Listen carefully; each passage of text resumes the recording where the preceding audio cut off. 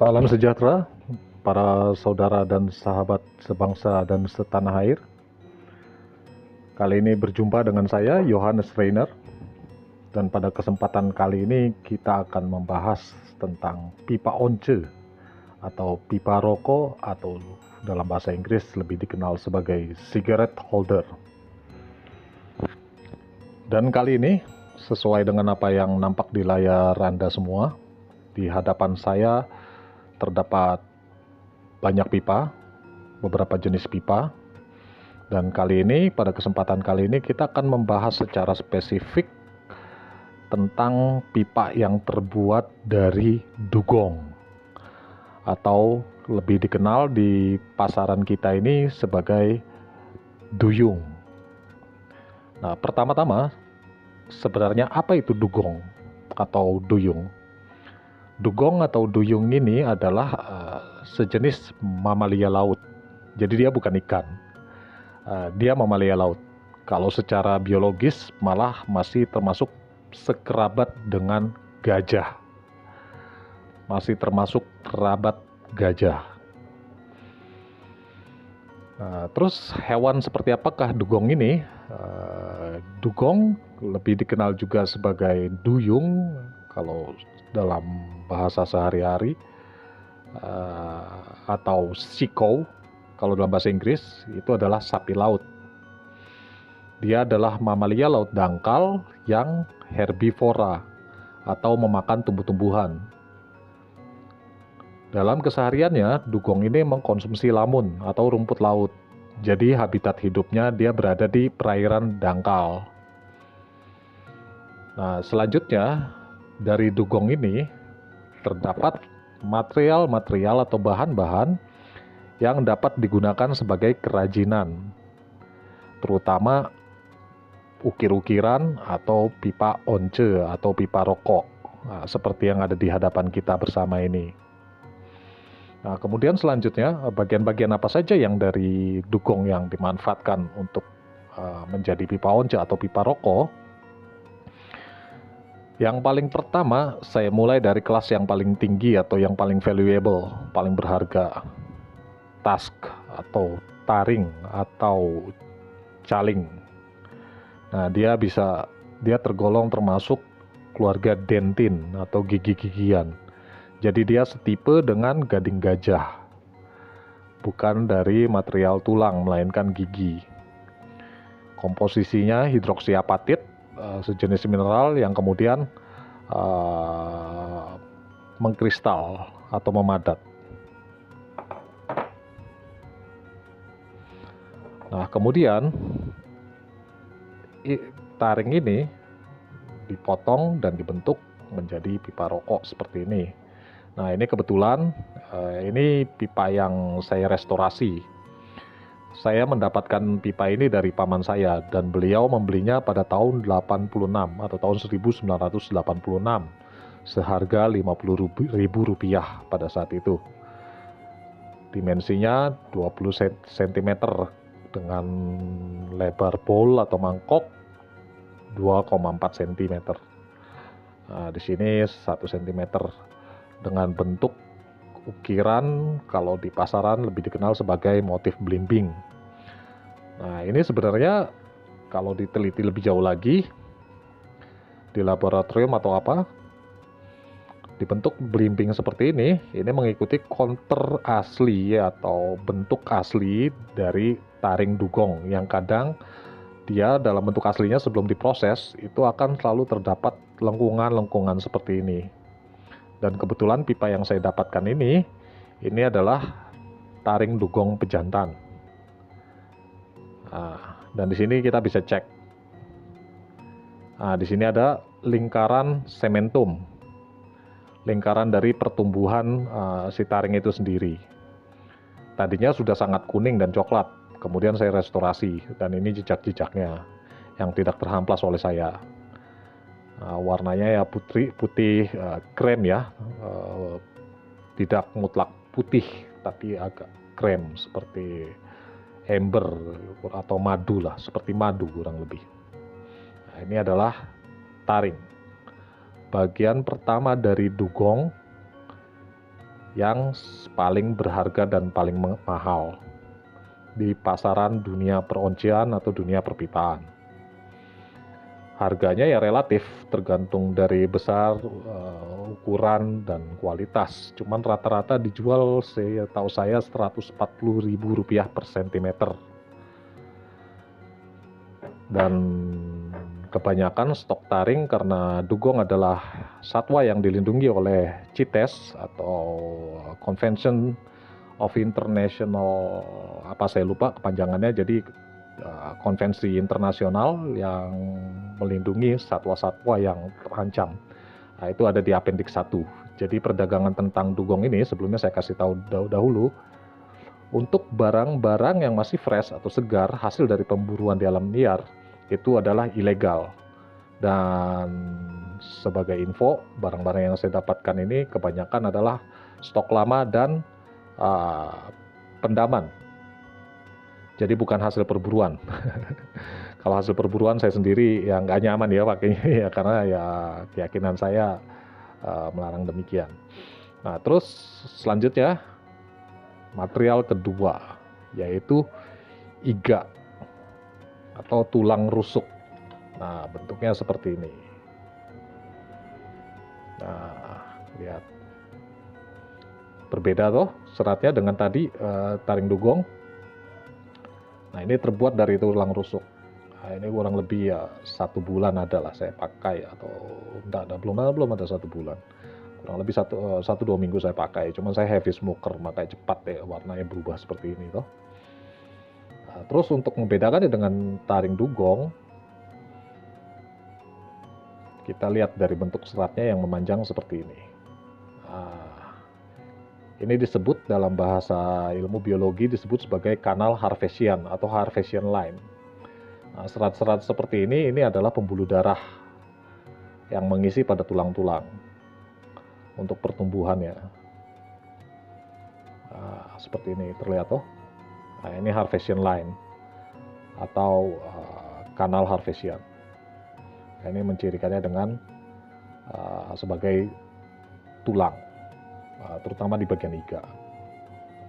Nah, untuk tulang dugong sendiri, kebetulan kita sudah masuk ke ranah tulang, dia memang sangat istimewa karena dugong adalah satu-satunya mamalia yang tulangnya mengalami proses biologis pembengkakan dan pemadatan secara masif.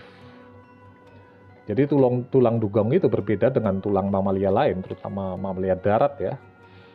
Dan mungkin hanya bisa ditemukan padanannya itu dengan mamalia laut lainnya seperti manatee atau walrus atau seal atau anjing laut.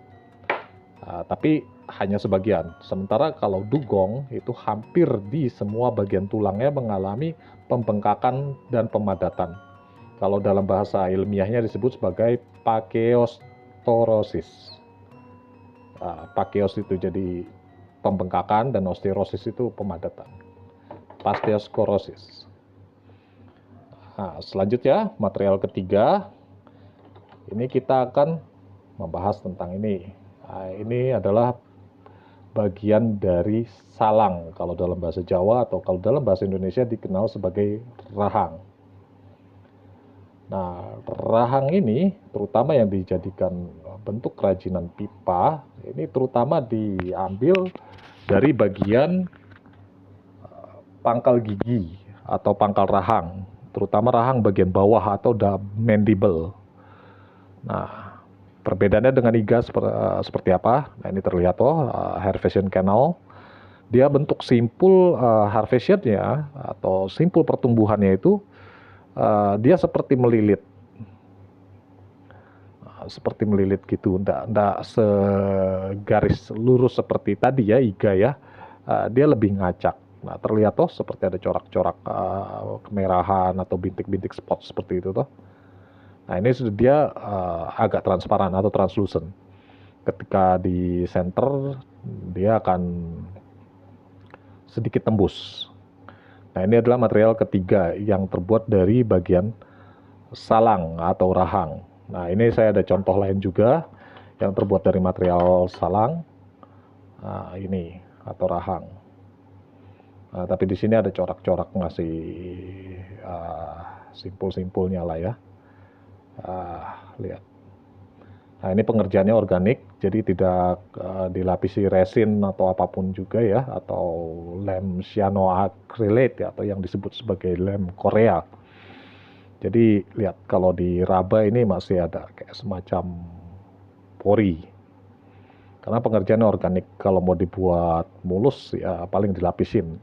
Tapi bukan berarti di pasaran tidak ada yang totally mulus, ada, tapi itu sangat langka ya. Contohnya seperti ini. Ini bisa dikatakan mulus, sangat mulus, tidak ada bercak pori-pori kalau diraba dengan kuku.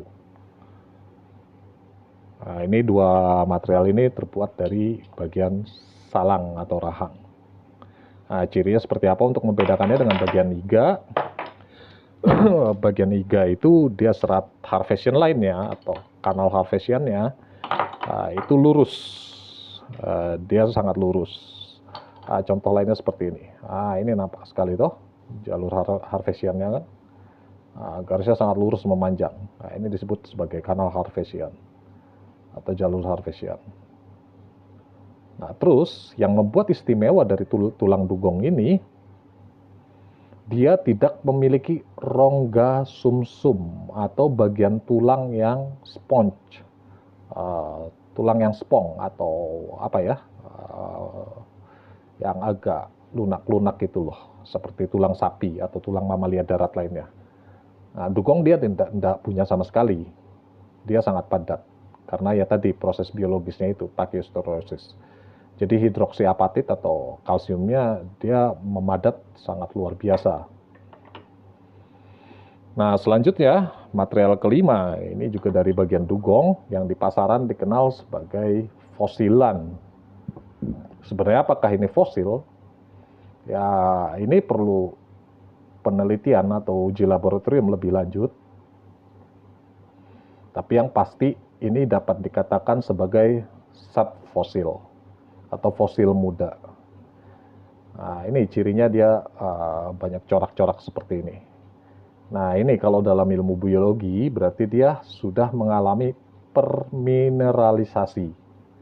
Jadi ketika dia terkubur di dalam tanah atau di pantai ya, di padang lamun, di laut-laut dangkal, dia tertembus oleh mineral-mineral seperti zat besi, mangan, atau zat-zat yang lain, termasuk bahkan itu kuarsa, akhirnya membentuk corak-corak seperti ini. Dan umumnya dia lebih padat ketimbang salang atau iga, karena material-material yang lunaknya tergantikan oleh mineral-mineral tadi. Ini juga contohnya, seperti ini. Nah, ini subfosil tapi ada semburat warna kehijauan ya, kalau teman-teman bisa lihat ya. Dia ada semburat warna agak kehijauan. Nah, itu dia. Nah, ini berarti dia mengalami permineralisasi dengan tembaga. Makanya warnanya agak kehijauan seperti ini. Nah, ini juga saya ada satu lagi, subfosil. Nah, ini pun warnanya semburat kehijauan. Nah, kalau teman-teman bisa lihat, ya toh, kehijauan. Nah, itu kehijauan. Nah, berarti dia mengalami permineralisasi dengan tembaga. Nah, inilah yang di pasaran material-material dari dugong yang umumnya dibentuk sebagai pipa rokok. Nah, ini seperti taring dugong ini bisa dibedakan. Dia bila dibandingkan dengan gading gajah, dia tidak punya Scrager line, atau kalau di bahasa populernya itu serat tikar atau serat anyaman, dia tidak ada. Dia cuman ada, kalau kita cek ya di sini pakai lup atau pakai mikroskop, itu seperti lingkaran pada pohon atau lingkaran kambium yang menandakan pertumbuhan atau usia tumbuhannya. Nah, di sini karena ada sementum nih, lapisan-lapisan sementum yang sudah agak berongga juga karena pemakaian dan karena panas, makanya nampak hitam. Waktu masih baru ya mulus. Tapi ini kan sudah 40 tahun. Terus ya sama seperti material gading-gadingan lainnya, terutama gading gajah, dia akan mengalami pit hole. Seperti ini pit hole. Nampak tidak? Pit hole itu lubang-lubang jarum ya, kecil-kecil gitu ya. Nah ini kenapa? Karena material di dalamnya itu mengalami pengeringan dan ada bagian yang kosong. Dia akhirnya menimbulkan lubang-lubang, bintik-bintik hitam seperti ini. Ini sudah berumur 40 tahun dan baru diberikan ke saya itu oleh paman saya kira-kira tahun 2019. Jadi sempat tidak terawat lama, cukup lama tidak terawat. Tahun 2019. Kemudian di saya sendiri sempat nganggur kurang lebih 3-4 tahun. Kemudian saya restorasi lagi. Dan saya restorasi akhirnya menjadi ini. Dan ya akhirnya timbul ini, seperti ini nih, pit hole. Lubang-lubang kecil, halus, mikroskopis gitu ya. Bintik-bintik kecil seperti ini. Nah ini berbeda loh dengan tulang dugong atau entah itu bagian rahang atau bagian iganya. Dia tidak punya Harvesian canal. Dan ini berat jenisnya, wah ini sangat tinggi, bisa mencapai kurang lebih 2 gram per sentimeter, bahkan bisa 1,9 sampai 2,2. Sedikit lebih tinggi daripada gading dan lebih padat daripada gading gajah. Nah, ini untuk material taring dugong. Nah, terus mengenai rasa, kita masuk ke ranah yang agak sedikit subjektif. Kalau mengenai rasa, ini balik lagi ya, apa yang mau dicari? Rasa adem, rasa sejuk gitu, ketika kita menikmati tarikan asap rokok. Nah, kalau sejuk atau rasa adem, itu tergantung pada konstruksi pipanya itu sendiri. Bentuk dari pipanya itu sendiri atau ergonomis dari pipanya itu sendiri. Kalau tebal, ya besar, panjang seperti ini ya pasti adem. Ya enggak. Nah, terus mengenai pulen. Nah, kalau pulen, nah ini tergantung pada konstruksi air hole atau lubang udara atau bore line atau jalur bornya itu loh. Kalau dia si pengrajin itu ngebornya bagus, lurus, terus rasio antara chamber dengan mouthpiece-nya ini, lubang mouthpiece, lubang udaranya ini bagus, ya dia akan menghasilkan rasa yang pulen gitu loh. Ditariknya itu enggak kopongan, ya enggak kosong, enggak melempem lah ya. Kalau kata saya orang Serang Banten sini bilangnya tidak melempem. Nah, terus apakah ada rasa aditif tambahan? Karena ini material organik sudah pasti ada. Karena balik lagi, sebagian besar penyusunnya adalah kolagen, hidroksiapatit, dan kalsium ya. Material dari tulang dugong ini. Dan ketika dia terkena panas, karena dia juga memiliki kandungan lemak lipid dan volatil, jelas dia akan menambahkan sensasi rasa, tapi terutama hanya untuk pipa-pipa yang masih baru. Yang belum tebal lapisan tar dan nikotinnya seperti ini, seperti saya ini. Kalau sudah tebal ya lapisan tar dan nikotinnya ya rasanya rasa tar dan nikotin, kalau boleh jujur-jujuran sama aja seperti pipa gading. Kalau waktu pertama hisap, waktu break-in atau umur pipa katakanlah 1 minggu 2 minggu, ya itu masih ada lapisan-lapisan volatil loh yang terkena uap panas dari asap rokok kita itu yang ikut menguap dan memberikan sensasi rasa. Nah itu kalau mengenai rasa tambahan, ya rasa tambahannya bisa macam-macam karena ini adalah bahan organik, ya bisa memberikan sensasi rasa gurih atau manis, ya enggak. Tapi itu kan balik lagi ke sensitivitas dari indera perasa si pengguna, ya enggak. Balik lagi ke sensitivitas indera perasa si pengguna. Jadi di sini saya ingin berbicara objektif berdasarkan data, terutama data-data yang ilmiah. Dan sayang sekali sebenarnya kalau penelitian tentang dugong itu masih sangat terbatas ya bila dibandingkan dengan gading gajah. Nah makanya saya membuat video ini, siapa tahu bisa menggugah para ilmuwan di Indonesia yang serius meneliti tentang dugong ini, sehingga semua mitos dan semua dongeng yang tidak sesuai dengan fakta-fakta ilmiah itu dapat tersingkirkan dan kita pun bisa lebih menghargai lingkungan kita. menghargai satwa endemik di negara kita. Dan saran dari saya untuk para pengguna pipa once, ya usahakan jangan pernah menggunakan pipa dugong yang masih segar, karena itu bisa saja hasil dari perburuan ilegal. Jadi selalu cari, atau kalau tertarik ya, karena setelah menonton video ini tertarik dengan pipa dugong, nah, nanti belinya cari yang stok lama atau pendaman. Nah, itu cirinya gampang kok. Dia nggak akan full bersih, ke satu. Terus kedua juga dia warnanya ya berbeda lah dengan tulang bersih ya. Kalau tulang pendaman itu ya rata-rata kalau sudah ratusan tahun ya, atau sampai ribuan tahun ya menjadi subfosil ya enggak. Nah, kalau masih muda-muda itu 10 atau 20 tahun itu akan tertembusi mineral. Jadi warnanya nanti bervariasi, ada yang berwarna agak kemerahan seperti ikan salmon, seperti daging ikan salmon gitu toh, atau warnanya agak kekuningan seperti madu apa. Nah, yang digunakan dicari seperti itu. Dan biasanya kalau, tapi nggak semua tulang ya, nggak semua tulang. Kalau material tua atau pendaman dan mati normal di alam, dia lebih padat. Dia lebih padat. Karena ya balik lagi tadi seperti yang tadi saya katakan, dia mengalami pakeosterosis. Terus kemudian setelah mengalami proses pemendaman, dia mengalami pengeringan secara alami gitu toh. Pengeringan secara alami di bagian internal tulang ya. Dan keunggulan ya kalau menggunakan material yang lebih tua atau material pendaman, dia akan lebih stabil, tahan terhadap panas. Bahkan lebih tahan, lebih baik tahan panas itu dibandingkan ganding gajah. Begitu juga ketangguhannya. Ya kalau jujur-jujuran ya, kalau penilaian saya subjektif pribadi, opini saya, pengalaman saya menggunakan taring duyung, pipa Breyer, Mershoem, atau gading gajah, material dari dugong ini sebenarnya bisa sedikit lebih unggul dibandingkan gading gajah. Kesatu dari nilai ekonomis lebih murah, kedua dari biomekanis, dari sifatnya, sifat biologisnya dan sifat materialnya, dia lebih unggul.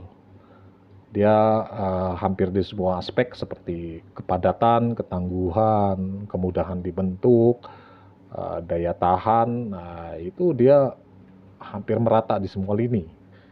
Katakanlah kalau bisa memberikan bintang 1-5 ya, di aspek-aspek yang tadi saya sebutkan, dugong itu rata-rata mencapai bintang 4 sampai bintang 5. Jadi sedikit lebih unggul dari gading gajah kalau penilaian saya pribadi. Tapi ya itu balik lagi ke selera pribadi. Tapi yang tidak bisa dipungkiri, yang tidak bisa saya ingkari, kalau secara estetika taring gajah lebih unggul karena ya dia ada serat Schreger toh, dibandingkan taring duyung atau taring dugong. Dia nggak ada Schreger, serat Schreger atau garis Schreger, tidak ada serat tikar ya. Terus kalau mengenai kilap, nah ini kebetulan kan saya enggak poles ya, buffing pakai langsol atau batu hijau. Jadi saya cuma namplas halus sampai grade paling tinggi, kemudian saya lapis beeswax atau lilin lebah atau malam. Nah, apa fungsinya dilapisi dengan beeswax? Karena ini sudah mengalami dehidrasi atau pengeringan ya, karena usia juga, karena cuaca. Jadi untuk melindungi beeswax. Nah, kemudian selain dia melindungi dari cuaca, air liur, apa segala macam, beeswax ini juga akan mempercepat perubahan warna pada taring dugong dan juga material-material tulang lainnya seperti pada salang ataupun pada iga, juga pada subfosil.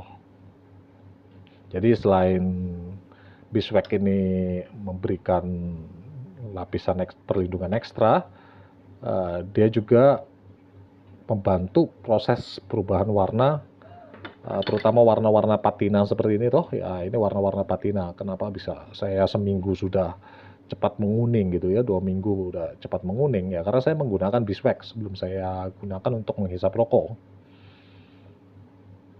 Nah, ketika beeswax ini diserap bersama dengan tar dan nikotin, akhirnya dia menghasilkan warna patina lebih cepat seperti ini toh. Nah, itulah kenapa saya menggunakan beeswax.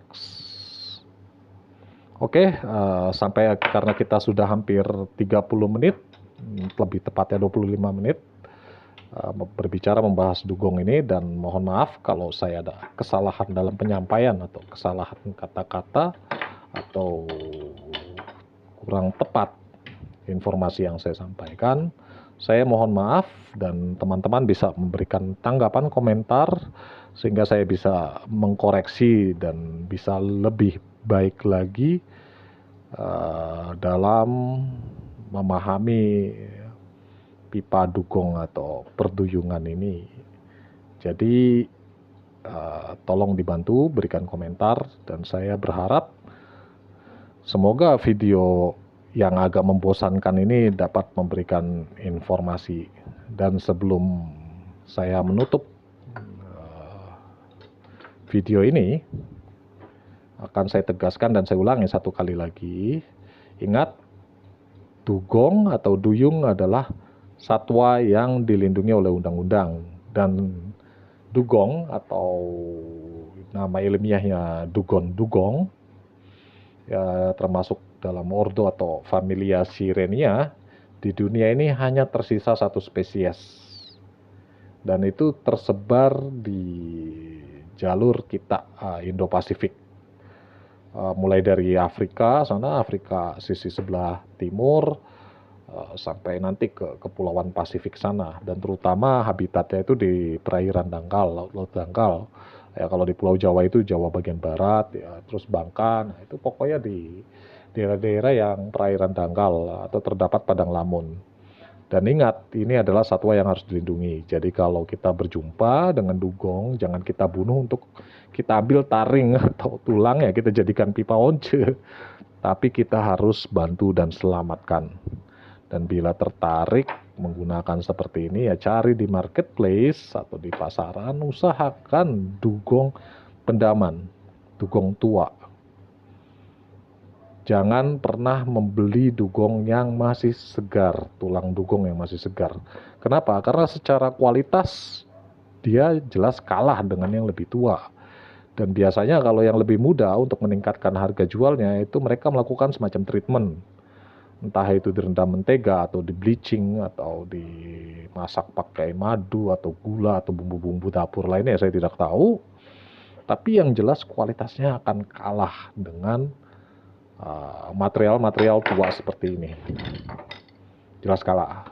Kenapa saya berbicara demikian ya? Karena saya juga sudah coba itu waktu pertama-tama belajar, saya beli toh, asal beli aja kirain enak gitu. Ya, saya beli, akhirnya saya coba. Oke, terima kasih buat teman-teman semua, para sahabat, para saudara yang telah menonton dan mendengarkan video ini sampai selesai. Salam dari saya, Yohanes Reinar. Soti Hotu Rahayu saking Dumadi.